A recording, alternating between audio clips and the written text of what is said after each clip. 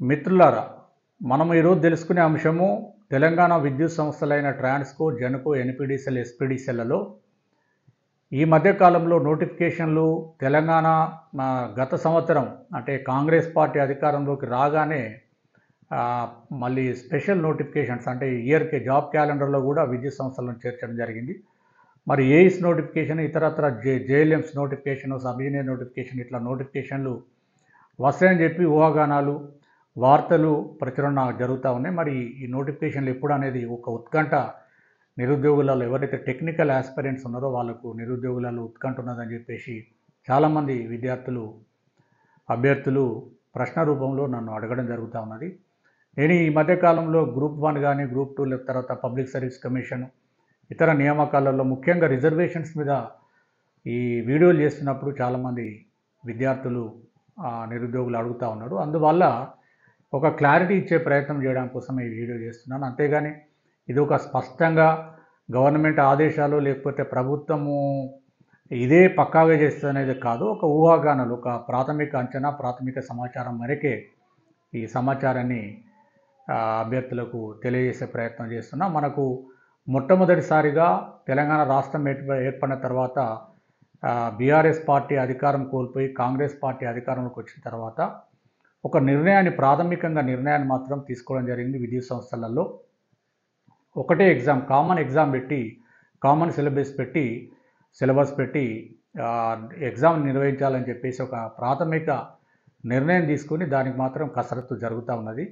అంటే ఈ విద్యుత్ సంస్థల తరఫున ఒక విద్యుత్ సంస్థలు ఏదైనా అంటే ఎస్పిడిసిఎల్ ఆధ్వర్యంలో ఒక రిక్రూట్మెంట్ నోడల్ ఏజెన్సీ ద్వారా ఒక బోర్డు లాగా, అంటే ఒక నోడల్ ఏజెన్సీ ద్వారా రిక్రూట్మెంట్ వరకు కామన్ ఎగ్జామ్ పెట్టి ఒకటే ఎగ్జామ్ ద్వారా ఈ అసిస్టెంట్ ఇంజనీర్ కానీ, లేకపోతే జూనియర్ లైన్మెన్ కానీ, సబ్ ఇంజనీర్ కానీ, ఇంకే ఇతరత్ర ఏ ఎగ్జామ్ అయినా కూడా కామన్ ఎగ్జామ్ ద్వారా తీసుకోవాలనే ఆలోచన మాత్రము నిర్ణయం కూడా తీసుకున్నారు.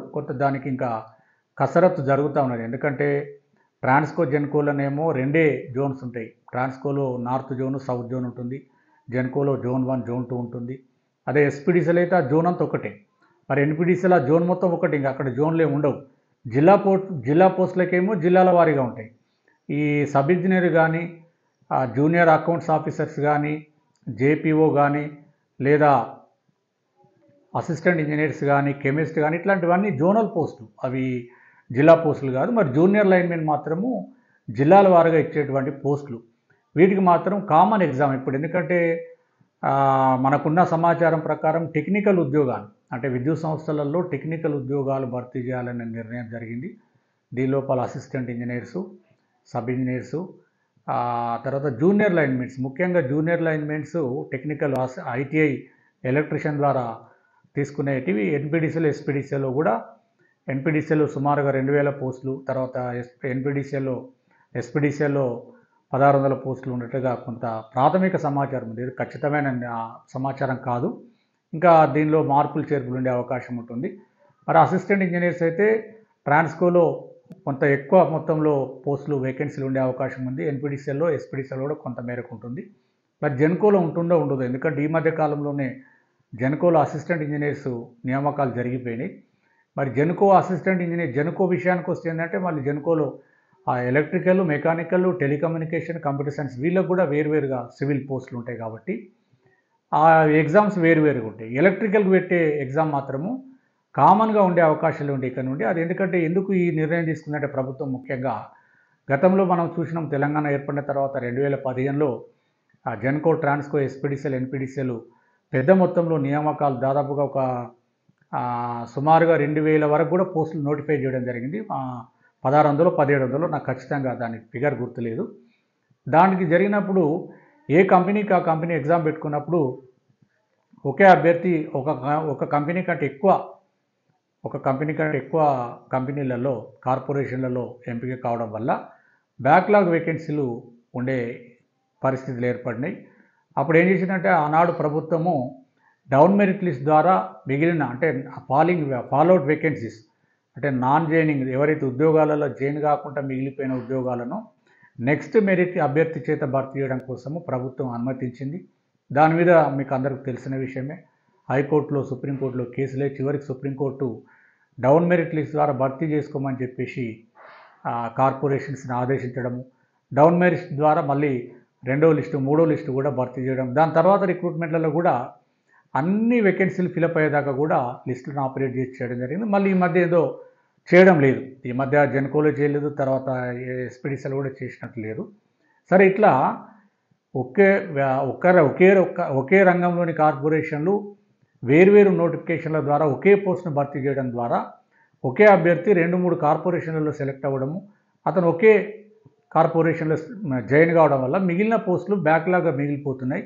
ఆ బ్యాక్లాగ్ సమస్యలను అంటే పోస్టుల భర్తీ పోస్టులు ఖాళీగా ఉండకుండా అన్ని భర్తీ అయ్యే విధంగా ఒక మంచి ఉద్దేశంతో ఇవాళ ప్రభుత్వము నిర్ణయం తీసుకున్నట్టుగా ప్రాథమికంగా నిర్ణయం తీసుకున్నారు. విద్యుత్ యాజమాన్యాలు కూడా నిర్ణయం తీసుకుని కొంత ముందుకెళ్ళే అవకాశం ఉంది. త్వరలోనే కూడా నోటిఫికేషన్లు వస్తాయని ఆశిద్దాం. మరి దీని మీద ఆప్షన్స్ ఇవ్వాల్సి ఉంటుంది. కామన్ అప్లికేషన్ ఉంటుంది. ముందు అభ్యర్థులు ట్రాన్స్కోకి, జెన్కో, ఎన్పీడీసీఎల్, ఎస్పీడీసీఎల్ ఇట్లా ఆప్షన్ ఇస్తే ఆప్షన్ల వారీగా వాళ్ళ యొక్క ఎంపిక విధానం అయిపోతుంది. ఇక బ్యాక్లాగ్ ఉండే అవకాశం లేదు, బ్యాక్లాగ్ కూడా మిగిలే అవకాశం లేదు. ఎందుకంటే మనకి ఎప్పుడో 1997లో ఇచ్చినటువంటి జీఓఎంఎస్ నెంబర్ 81 అనేది నిరుద్యోగుల పాలిట శాపంగా మారింది. ఈ జీఓఎంఎస్ నెంబర్ 81 కానీ జీఓఎంఎస్ నెంబర్ 544 ఇది 1998లో ఇవ్వడం జరిగింది. ఇది కూడా ఏంటంటే రిలింగ్విష్మెంట్ ఆప్షన్ లేకుండా ఇచ్చినటువంటి జీవోలు. ఈ 2 జీవోలు ఏంటంటే నోటిఫై అయిన ఉద్యోగాలను మాత్రమే భర్తీ చేయాలి. నోటిఫికేషన్లో ఇచ్చిన ఉద్యోగాల సంఖ్య కంటే ఎక్కువ భర్తీ చేయడానికి వీల్లేదు. ఒకవేళ జాయిన్ కాకపోతే నాన్ జాయినింగ్ వేకెన్సీస్ అన్నీ కూడా బ్యాక్లాగ్ పోస్టులుగా పరిగణించి నెక్స్ట్ రిక్రూట్మెంట్లో నోటిఫికేషన్లకు వెళ్ళాలని చెప్పేసి ఆ జీవోలు. మరి వాటి మీద ఇప్పటికే మనకి ఎలక్ట్రిసిటీకి సంబంధించినటువంటి ముంజా ప్రవీణ్ కేసు కానీ, తర్వాత పోలీస్ రిక్రూట్మెంట్ సంబంధించి state level police recruitment board versus Narmetta వంశ కేసు, ఇట్లా ప్రధానంగా ఈ 2 కేసులు, ఈ 2 తీర్పులలో సుప్రీంకోర్టు చాలా స్పష్టంగా చెప్పింది. నిరుద్యోగుల యొక్క భవిష్యత్తును దృష్టిలో పెట్టుకొని డౌన్ మెరిట్ లిస్ట్ ఆపరేట్ చేసి మిగిలిన ఉద్యోగాలన్నీ కూడా భర్తీ చేయాలని చెప్పడం జరిగింది. ఆ జీవోల ప్రకారంగా కొన్ని డిపార్ట్మెంట్లు అమలు చేస్తూ ఉన్నాయి, కొన్ని ఇంకా చేయడం లేదు. మరి ఆ సమస్యను అంటే బ్యాక్లాగ్ వేకెన్సీల సమస్యను అధిగమించాలంటే విద్యుత్ సంస్థలు ఒక నిర్ణయానికి రావడం జరిగింది. కామన్ ఎగ్జామ్ ఇవ్వడం ద్వారా భర్తీ చేయాలని చెప్పేసి నిర్ణయించుకోవడం జరిగింది. ప్రస్తుతానికి టెక్నికల్ ఉద్యోగాలు మాత్రమే భర్తీ చేసే అవకాశం ఉన్నది. మరి తర్వాత ప్రభుత్వం ఈ నిర్ణయాన్ని కూడా మార్చుకోవచ్చు. ప్రస్తుతానికైతే అసిస్టెంట్ ఇంజనీర్ కానీ, సబ్ ఇంజనీర్ కానీ, జూనియర్ లైన్మెన్స్, ముఖ్యంగా పెద్ద మొత్తంలో జూనియర్ లైన్మెన్ ఉద్యోగాలు రాబోతూ ఉన్నాయి ఐటీఐ ఎలక్ట్రీషియన్ తోటి. ఇది ఎన్పీడీసీఎల్, ఎస్పీడీసీఎల్లోనే ఉంటుంది. జెన్కోలో కానీ ట్రాన్స్కోలో కూడా జేఎల్ఎం పోస్టులు భర్తీ చేసే అవకాశం లేదు. మరి జెన్కోలోనేమో జూనియర్ ప్లాంట్ అటెండెంట్ అంటారు, ట్రాన్స్కో, ఎన్పీడీసీఎల్, ఎస్పీడీసీఎల్లోనేమో జూనియర్ లైన్మెన్ అంటారు. మరి మా యొక్క విజ్ఞప్తి ఏంటంటే ట్రాన్స్కోలో కూడా, ఎందుకంటే జూనియర్ లైన్మెన్స్ ఎప్పుడో 2018-17 నోటిఫికేషన్, వాళ్ళు 2021లో ఉద్యోగాలలో చేరిండ్రు. వాళ్ళు కూడా 4 సంవత్సరాలు అయిపోయి 5వ సంవత్సరం కాబోతుంది కాబట్టి వాళ్ళు కూడా ప్రమోషన్ వస్తే మళ్ళీ ఒక 600-700 జేఎల్ఎం జూనియర్ లైన్మెన్స్ ట్రాన్స్కోలో ఖాళీలు ఉండే అవకాశం ఉంటుంది. ట్రాన్స్కోలో జేఎల్ఎంస్ కూడా భర్తీ చేస్తే బాగుంటుంది మరి మన అభిప్రాయం. ఇప్పుడు ఎందుకంటే విద్యార్థులు చాలామంది నోటిఫికేషన్ ఎప్పుడు అని ఇట్లా అడుగుతూ ఉన్నారు. ఏదేమైనా ప్రాథమికంగా విద్యుత్ సంస్థలలో కామన్ నోటిఫికేషన్, కామన్ ఎగ్జామ్, ఆ కామన్ అప్లికేషన్ లోపల ఆప్షన్స్ ఎవరైతే ఏ ఆప్షన్ ముందు ఇస్తారో దాంట్లోనే సెలెక్ట్ చేస్తారో, దాంట్లో సెలెక్ట్ అయితే ఇంకా నెక్స్ట్ రెండో ఆప్షన్ ఇచ్చిన వాళ్ళకు ఆ కార్పొరేషన్లోని పోస్టులు భర్తీ చేసే అవకాశం ఉంది. మరి ముఖ్యంగా ఈ నోటిఫికేషన్ సెలక్షన్లలో ఏంటంటే చాలామంది అభ్యర్థులు ఈ బీసీ నాన్ క్రిమిలేయర్ సర్టిఫికేట్ అనేది ఒక పెద్ద సమస్యగా మారింది. వాళ్ళు ఈ నాన్ క్రిమిలేయర్ అనే పెట్టాలి. Whether you belong to creamy layer అంటే నో అని పెట్టాలి, whether belong to BC non creamy layer అంటే ఎస్ అని పెట్టాలి. అట్లా చాలా స్పష్టంగా తీసుకొని మీరు సర్టిఫికేట్స్ కూడా తీసుకోవాలి. మరి ఈడబ్ల్యూఎస్ సంబంధించినటువంటి అభ్యర్థులు నోటిఫికేషన్ ఏ సంవత్సరం అయితే రిలీజ్ అవుతుందో ఆ సంవత్సరానికి సంబంధించినటువంటి ఈడబ్ల్యూఎస్ సర్టిఫికేట్ మీరు ప్రొడ్యూస్ చేయాల్సి ఉంటుంది. మరి నోటిఫికేషన్ ఇచ్చిన తర్వాత ఆన్లైన్ అప్లికేషన్లో ఈడబ్ల్యూఎస్ అంటే ఎస్ అని పెట్టేసి మీరు ఎప్పుడో నోటిఫికేషన్ అయిపోయి ఎగ్జామ్ అయిపోయి దాని తర్వాత ఇయర్లో ఈడబ్ల్యూఎస్ సర్టిఫికేట్ తీసుకొచ్చి పెడతా అంటే కుదరదు. ఎందుకంటే ఈ మధ్యకాలంలో పబ్లిక్ సర్వీస్ కమిషన్లో ఆబ్జెక్షన్స్ ఉన్నాయి. ప్రతి సంవత్సరం EWS candidate EWS certificate state certificate తీసుకోవాల్సిందే. మీకు ఏ సంవత్సరం అయితే నోటిఫికేషన్ పడుతుందో ఆ సంవత్సరానికి సంబంధించినటువంటి ఈడబ్ల్యూఎస్ సర్టిఫికేటే మీ దగ్గర ఉండాలని తెలియజేస్తూ, ఇంకా మీకు ఏమైనా డౌట్స్ ఉన్నట్లయితే కామెంట్ రూపంలో అడగండి. నేను మీకు డౌట్స్ క్లారిఫై చేసే ప్రయత్నం చేస్తాను. మరి ఇదంతా నేను చెప్పింది కూడా ఒక అంచనా సమాచారం మాత్రమే, ఇదేమీ అఫీషియల్ న్యూస్ అయితే కాదు. ఇంకా కొన్ని అపోహలు ఏమున్నాయంటే బయట ఎలక్ట్రిసిటీకి సంబంధించినటువంటి నోటిఫికేషన్ రావడము, దానిలో ఏదో ఫైరోలతోటి ఉద్యోగాలు వస్తాయని కొంత దళారులు అట్లా తప్పుదో పట్టించే ప్రయత్నం కూడా చేస్తున్నారని మనం బయట మీడియాలో చూస్తున్నాము. అట్లాంటిది ఏముండదు. ఇప్పటివరకు విద్యుత్ సంస్థలలో రిక్రూట్మెంట్లన్నీ కూడా ట్రాన్స్పరెంట్గానే జరిగినాయి. కానీ ఈ మధ్య కాలంలో ఒక ఎస్పీడీసీఎల్ జేఎల్ఎం ఎగ్జామ్ మాత్రమే క్యాన్సిల్ అయింది. ఇప్పటివరకు కూడా అలాంటి పరిస్థితులు లేవు. మీరు ఎక్కడ దళారులను నమ్మి మోసపోవద్దు. మీకు ఇంకా అప్లికేషన్ చేసేటప్పుడు చాలా జాగ్రత్తగా అప్లికేషన్ చేయాలి. ఎందుకంటే మీరు ఆ కార్పొరేషన్కు ఫస్ట్ ఆప్షన్ ఇస్తారో దానికి ఇవ్వాలి.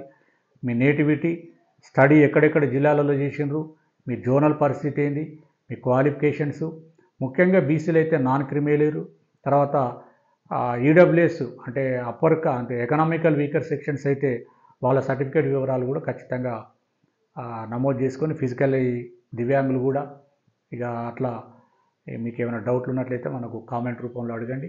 నేను కొన్ని ముఖ్యంగా భారతదేశము కుల వ్యవస్థ రిజర్వేషన్ల మీద వీడియోలు చేస్తున్నా.